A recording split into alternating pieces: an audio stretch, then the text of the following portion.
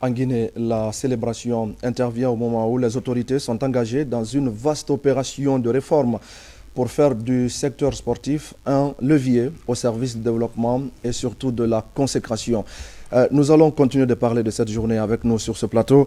Le ministre de la Jeunesse et des Sports. Bonsoir à vous, Monsieur Keamou Bogola Haba. Bonsoir. Merci d'avoir accepté notre invitation. Alors, Monsieur le ministre, il y a juste quelques jours, vous preniez fonction à la tête de ce département et ça coïncide justement avec la célébration de cette journée. Tout d'abord, qu'est-ce qu'elle représente pour vous? Dans quel contexte elle intervient? Et nous sommes vraiment honorés que, évidemment, le sport soit le thème de cette année, soit axé sur les sociétés pacifiques et inclusives. Et nous prenons fonction à un moment où la Guinée a beaucoup plus besoin effectivement de l'unité, du rassemblement et de son repositionnement à l'international. Et nous pensons que le sport peut jouer un rôle extrêmement important et c'est pourquoi nous saluons cette journée. La consolidation de la paix, c'est l'un des grands chantiers des autorités. Comment on peut faire du sport un levier pour le développement, pour l'inclusion, mais surtout pour la paix? Vous vous rappelez que chaque fois que notre série nationale joue, et vous voyez combien de fois, évidemment, l'unité est exprimée. Tous les acteurs, la classe politique, les sociétés, chacun oublie complètement nos divisions. Et le sport, c'est de facteur d'unité. Et vous avez aussi compris que le sport ne fait pas de distinction, ni d'ethnie, ni de religion. Et évidemment, en termes de classe sociale, il ne fait pas de distinction. Et donc pour nous, à faire du sport un levier pour la paix, serait extrêmement important que si toute la classe politique, la classe sociale peut s'inspirer évidemment du sport pour instaurer le dialogue, alors notre société sera pacifique. De l'autre côté, vous savez bien que notre pays, en termes de repositionnement, est en train de travailler pour un repositionnement international. Et aujourd'hui, il n'y a pas pratiquement le ministère des Affaires étrangères, c'est donc nos athlètes et partout sur les terrains de sport dans le monde qui portent haut le drapeau de notre nation. Et c'est quelque chose de très encouragé. Et vous savez bien que des nations, nous sommes à un contexte où, évidemment, des pays sont en guerre. Et nous sommes dans une année olympique et les athlètes sont capables évidemment de faire tomber ces difficultés, ces guerres, ces crises géopolitiques. Et je pense que c'est une année où nous serons à Paris et nous estimons que la Guinée sera là à travers plusieurs disciplines, dont le football, parce que nous aurons notre match de barrage et nous profiterons évidemment de cette occasion pour prôner la paix, comme vous l'avez constaté, et avec les Jeux olympiques partout dans le monde. Chaque fois que nous avons cette occasion, nous faisons la promotion de la paix. Et au niveau de l'inclusivité, c'est le sport seul aujourd'hui qui permet à des minorités de s'exprimer, à des jeunes qui peut-être peuvent penser qu'ils ne sont pas, et de s'exprimer partout dans le monde, de s'épanouir et puis de s'affirmer. Et ça, c'est extrêmement important en termes d'inclusivité.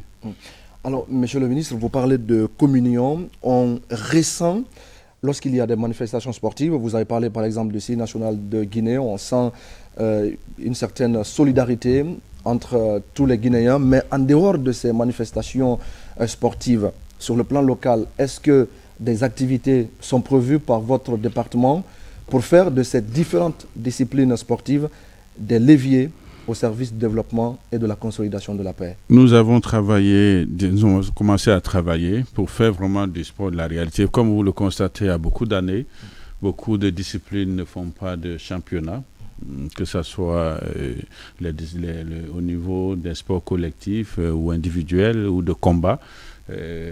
Rarement nous tenons des compétitions et notre gouvernement en accord avec les fédérations, en accord avec le comité national olympique, para-olympique et spécial olympique, travaille actuellement sur un plan de relance réellement du sport à la base. C'est seul à travers le sport scolaire et académique. D'habitude, pour des années où nous connaissons, l'engouement était total dans nos universités, dans nos écoles, dans nos concessions militaires, dans les camps militaires. Mais ces dernières années, nous avons perdu cet élan du développement du sport, à part aujourd'hui le football qui tient évidemment son championnat au niveau de la première division, deuxième division, vous constatez qu'il y a eu quand même beaucoup de délaissement. C'est ce travail que nous allons faire pour que le sport prenne sa place. Au niveau international, nos équipes font beaucoup, avec surtout le soutien de nos binationaux qui constituent l'ossature importante de nos équipes. Alors, il faut absolument développer à la base. Et c'est ce travail que notre gouvernement va faire. Et nous avons l'ambition de qualifier notre équipe pour les Jeux olympiques après 1968, parce que c'est en 1968 que le football, évidemment, nous a amenés au Mexique avec l'OAFIA. Et je crois qu'il nous reste un match de barrage à Paris pour que notre équipe, pour la deuxième fois de football, soit aux Jeux olympiques. Et ça, c'est extrêmement important. Au niveau de la Coupe du Monde, nous nous sommes engagés et je crois que nos équipes aussi sont préparées pour que nous soyons peut-être pour la première fois à une Coupe du Monde. Ça aussi sont des ambitions très affichées. Et au niveau académique, au niveau scolaire, nos jeunes seront en Chine pour la Coupe du Monde de leur catégorie. Et ça sera une première fois aussi que nous avons cela. Et au niveau du basket, ils seront à la Coupe du Monde en Turquie, les U17.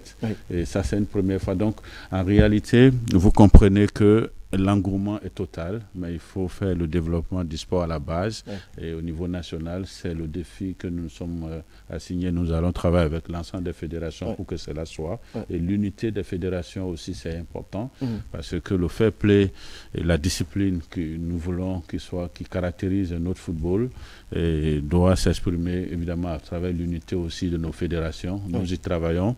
Pour le football, c'est déjà un acquis et je crois que les autres fédérations aussi connaîtront évidemment l'unité pour qu'on ait des associations unies et qui travaillent avec le ministère, qui travaillent avec le comité olympique et les partenaires qui investissent dans le sport pour que nous puissions relever le défi au niveau national. Alors, l'engouement est de taille, vous le dites, mais les défis sont énormes. Aujourd'hui, s'il y a une priorité sur le plan du développement des sports dans notre pays, pour vous, la priorité, c'est quoi? Vous allez vous attaquer tout de suite à quoi? Tout de suite, le premier travail que nous avons déjà commencé, c'est celle de faire tout pour que l'élan international qui a déjà commencé ne baisse pas, c'est-à-dire nos équipes continuent à briller au niveau africain et international, mais nous allons beaucoup plus de nos plans nationaux nous focaliser sur le sport scolaire et universitaire, et évidemment sur le sport professionnel avec les académies, avec des académies qui ont déjà commencé à naître, mais il faut créer des compétitions pour ces académies pour qu'ils puissent avoir des compétitions pour les U17, les U16 et ainsi de suite, mais aussi le sport militaire.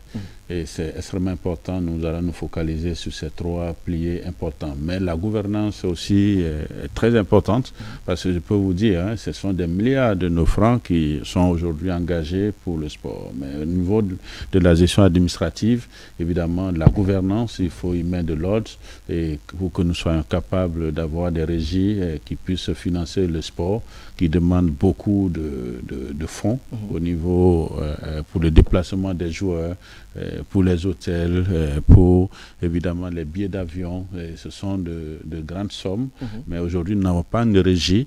Le fonds d'aide au développement du sport qui a été créé, jusque-là, elle n'est pas renflouée, elle vit de subventions, alors que nous devons être capables de nous départir de tout cela. Et les sponsors n'arrivent pas à investir pour le moment parce que la médiatisation, elle est très faible. Le sport et les médias vont ensemble.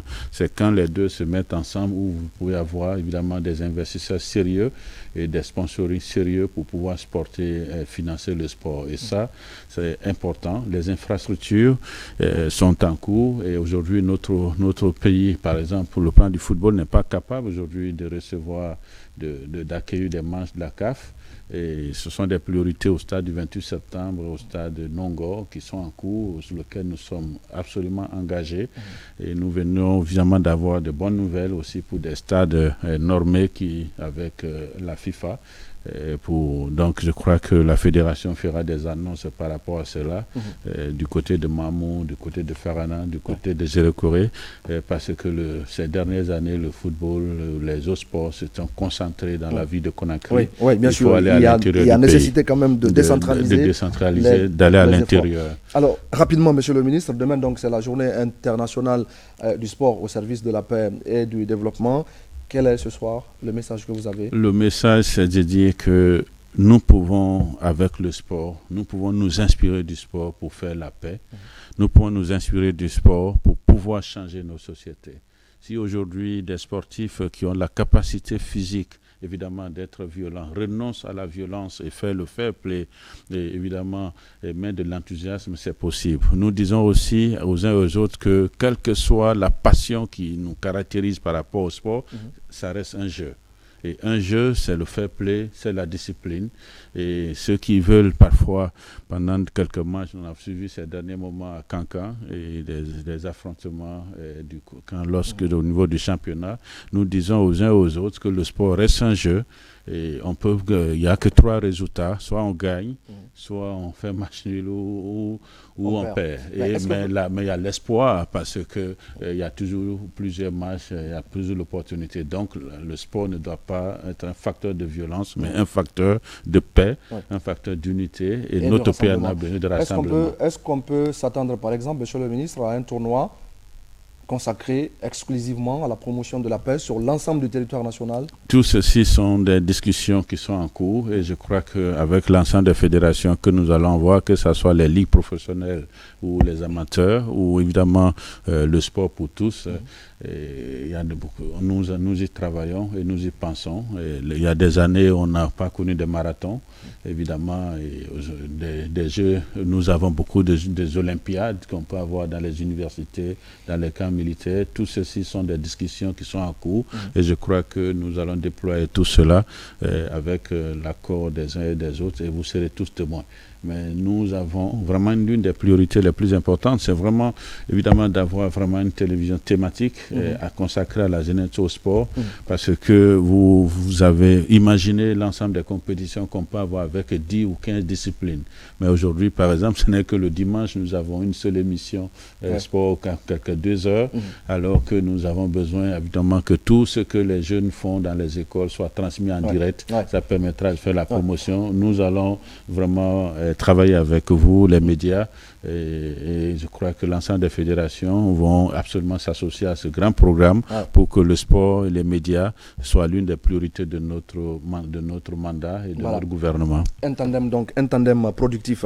Merci à vous, Monsieur le ministre de la Jeunesse et des Sports, Kéamou Bogola Khaba, qui était l'invité ce soir de ce journal, mesdames et messieurs, pour parler de la journée internationale du sport au service de la paix et du développement. Ce sera donc demain samedi. On en a profité pour parler du développement du sport dans notre pays. Merci beaucoup à vous, Monsieur le ministre. Je vous remercie. Pour